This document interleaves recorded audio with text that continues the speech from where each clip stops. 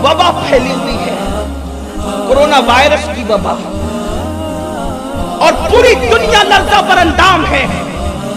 Europe, America, आप देखें आमतौर पे लोगों का कहना यह है, मैं आप सबकी तवज्जो चाहता हूं, अहले इल्म की खास तवज्जो। लोगों का कहना यह है जहां साफ सफाई होती है वहां बीमारी नहीं आती, जहां साफ सफाई होती है बीमारी वहां नहीं आती। बीमारी कहां आती है? जहां गंदगी हो, पानी गंदा हो, सड़कें गंदी हो, कमरे गंदे हो, गंदे जगह पर बीमारी आती है, साफ सुथरी जगह पे बीमारी नहीं आती। और फिर वो मुसलमानों को ताना भी देते हैं कि मुसलमानों के मोहल्ले गंदे, मुसलमानों के मकानात गंदे, मुसलमानों के कपड़े गंदे। हालांकि वल्लाह मुसलमानों के यहाँ गंदगी का कोई तसव्वुर नहीं है। अगर मुसलमान अपने घरों को गंदा रखता है तो ये उसकी जो है कोताही है, लिबास को गंदा रखता है ये उसकी कोताही है, मोहल्ले को गंदा रखता है ये उसकी कोताही है। लेकिन अमेरिका वालों, यूरोप वालों, तुम्हारी तो सड़कें भी साफ है, तुम्हारे यहाँ तो पानी भी फिल्टर है, तुम्हारे तो कपड़े भी साफ है, तुम्हारे कपड़ों में बदबू नहीं खुशबू आती है। लेकिन कोरोना वायरस उस बस्ती में ज्यादा है जहाँ मुसलमान नहीं है बल्कि दूसरे लोग हैं। आखिर तुम्हारे यहाँ तो सफाई है, फिर तुम्हारे यहाँ वायरस क्यों आ रहा है? तो याद रखो तुम्हारे यहाँ कपड़ों की तो सफाई है मगर निगाहों की सफाई नहीं है। तुम्हारे यहाँ कपड़ों की तो सफाई है मगर दिल की सफाई नहीं है। और याद रखना कपड़े गंदे होने से उतना नुकसान नहीं होता जितना निगाहों के गंदा होने से नुकसान होता है, जितना दिल के गंदा होने से नुकसान होता है। तुम जमीन तो साफ करते हो मगर जमीन साफ नहीं करते। जिस्म की गंदगी, जिस्म की गंदगी चुल्लू भर पानी से धुली जा सकती है, लेकिन गुनाह की गंदगी को 7 समुंदर का पानी भी नहीं धुल सकता। बात कोरोना वायरस की आई तो मेरे जहन में एक रिवायत आई, ये वबाई बीमारियां क्यों फैलती है? वबाई बीमारी फैलने की वजह क्या है? हदीस पाक का मफहूम है। देखो, अचानक बीमारी का आना, वबाई बीमारियों का अचानक आना और हजारों लाखों लोगों का मौत के घाट उतर जाना। कोरोना वायरस क्या है? बीमारी होती है और आदमी मुर्गी की तरह पट से गिरता और मर जाता है। लर्जा बरंदाम है, सब लोग परेशान हैं, हालत खराब हो गई लोगों की। एयरपोर्ट बंद हो रहे हैं, सफर इंटरनेशनल बंद हो रहे हैं, लोगों के मुंह पर जो है वो मुंह पर लोग जो है कपड़े लगा करके फिर रहे हैं, जो है मास्क लगा कर लोग फिर रहे हैं। क्यों आती है वबाई बीमारी? सुनो, अपने आका गैब दा नबी सल्लल्लाहु अलैहि वसल्लम के फरमान का मफहूम है, जब मेरी उम्मत में ज़िना की कसरत होगी, जब मेरी उम्मत में ज़िना की कसरत होगी तो उस वक्त अल्लाह उन पर ऐसी ऐसी बीमारियों को मुसल्लत फरमाएगा कि उस बीमारी का नाम न उन्होंने सुना होगा न उनके बाप दादाओं ने सुना होगा। कोरोना वायरस का नाम आज से पहले कभी आपने सुना था? हमने सुना था, हमारे बाप दादाओं ने सुना था।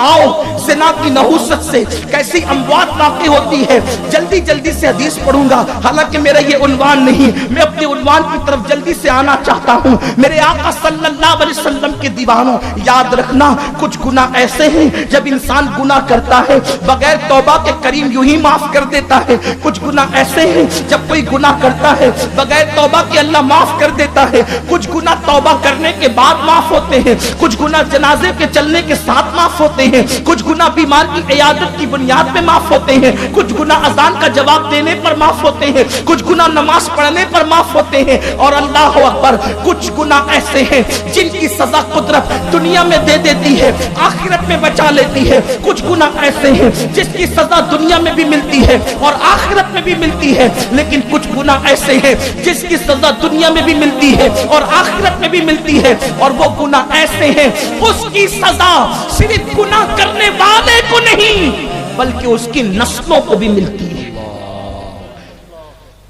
सिर्फ उसको नहीं मिलती, उसकी नस्लों को भी मिलती है। कहने वाले ने कहा था, लम्हों के गुनाहों ने सदियों की सजा पाई, वो कौन सा गुनाह है जिसकी सजा नस्लों को भी मिलती है?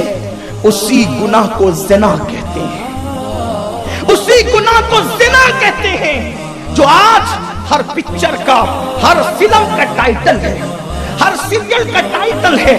अल्लाह अकबर। जिस्म फरोशी, जिस्म बेचना, जिस्म खरीदना, आबरू को लूटना, इसका नाम मोहब्बत हो गया, इसका नाम इश्क हो गया। नादानो, इश्क में आबरू नहीं लूटी जाती, बल्कि जान दे करके महबूब की आबरू को बचाया जाता है। ये कौन सा इश्क है जो आबरू को लूट रहा है? ये कौन सा इश्क है जो बेटियों को भगा कर ले जा रहा है? ये कौन सा इश्क है जो माँ बाप के साथ बगावत कर रहा है? ये कौन सा इश्क है जो खानदान के साथ बगावत कर रहा है? ये कौन सा इश्क है जो अल्लाह अकबर पूरे माशरे को तबाही के दहाने पे ले जा रहा है? सुनो सुनो, इश्क वाले वो थे कि अल्लाह अल्लाह तार पर चढ़ गए, लेकिन कभी पाक दामनी से उन्होंने हाथ नहीं धोया, उनके दामन कभी गंदे नहीं हुए, उनकी आंखें कभी गंदी नहीं हुई। मेरे आका सल्लल्लाहु अलैहि वसल्लम के दीवानों और एक खातून जन्नत की कनीजों, आज जो और सुनो सुनो, अल्लाह अकबर। एक मर्तबा का वाकया है कि एक कौम जब अल्लाह के साथ बगावत करने लगी, अपने किरदार में, अपनी गुफ्तार में, अपने अंदाज़े जिंदगी में, अपनी सुबह में, अपनी शामों में, जब वो अल्लाह की बागी हो गई तो अल्लाह ने अपने पैगंबर हजरत मूसा अलैहिस्सलाम से कहा, मूसा, कौम जब्बारीन बागी हो गई है, एक काम करें, आप उस पर जिहाद करें, आप जाकर के उस कौम को कैफरे किरदार तक पहुंचाएं। अल्लाह ने अपने पैगंबर पर वही की। हजरत मूसा कलीम ने ऐलान किया, कौम के 1 लाख से ज्यादा जवान तैयार हो गए अल्लाह के नबी के साथ जाने के लिए, अल्लाह के पैगंबर के साथ जाने के लिए लोग तैयार हो गए। जब ये कौम चली मूसा अलैहिस्सलाम की क़ियादत में, तो कौम जब्बारीन में एक ऐसा शख्स था जिसको अल्लाह ने इस्म आज़म सिखा रखा था।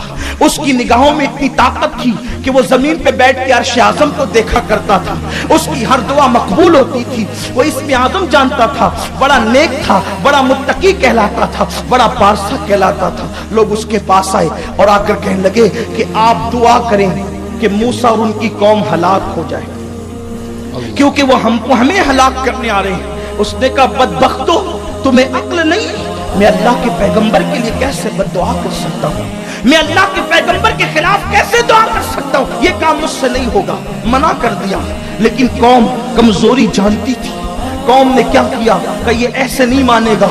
उसको खूब नजराने दिए, पैसे दिए, लिफाफे दिए, और वो जो है वो पैसों की लालच में आ गया। और फिर वो अल्लाह के पैगंबर और उनकी कौम के लिए बद्दुआ करने को चला गया। वाक़या बताना मकसद नहीं, इख्तिसार से अर्ज़ कर रहा हूँ। बिल आखिर जब वो पत्थर पे, पहाड़ पे चढ़ के बद्दुआ करने लगा, तो अपनी कौम की बजाय, मूसा अलैहिस्सलाम की कौम का नाम बद्दुआ में लेने की बजाय अपनी कौम का नाम लेता, और मूसा अलैहिस्सलाम का नाम बद्दुआ में लेने की बजाय अपना नाम लेता। कौम ने कहा, तुझे हो क्या गया कि तू अपने लिए और कौम के लिए बद्दुआ कर रहा है? तो कहा कि मेरी जबान पर काबू मेरा न रहा, मैं उनका नाम लेता हूं तो मेरा नाम आता है, उनकी कौम का नाम लेता हूं तो मेरी कौम का नाम आता है। कुरान कहता है उसकी जबान सीने पे कुत्ते की तरह लटक गई। उसने रोते हुए कहा, मेरी तो दुनिया भी गई, मेरी तो आखिरत भी गई, दुनिया आखिरत दोनों मेरी बर्बाद हो गई। कौम ने कहा, तेरा जो हुआ सो हुआ, अब बताओ उनसे बचे कैसे? तो उसने बताया कि सुनो, मूसा अपनी कौम को लेकर आ रहे हैं, 1 लाख से ज्यादा जवानों को लेकर आ रहे हैं। मर्द आखिर मोम की तरह होता है और औरत आग की तरह होती है। जब मोम आग के करीब जाता है तो पिघल जाता है, और नहीं पिघलता तो नरम जरूर पड़ जाता है। एक काम करो, अगर कौम मूसा को शिकस्त देना है तो अपनी खूबसूरत लड़कियों को बना संवार कर उस कौम के दरमियान भेज दो। नौजवान लड़कों के सामने वो फौज है, उनके दरमियान डाल दो। जब मूसा की कौम खूबसूरत चेहरों को देखेगी, जब मूसा की कौम हसीन वजूद को देखेगी, तो उनकी नजर मकसद से हट जाएगी। और जब वो पाप में मुब्तला होगी, जब वो ज़िना में मुब्तला होगी, जब वो बदकारी में मुब्तला होगी, तो मूसा की कौम तुम्हारे साथ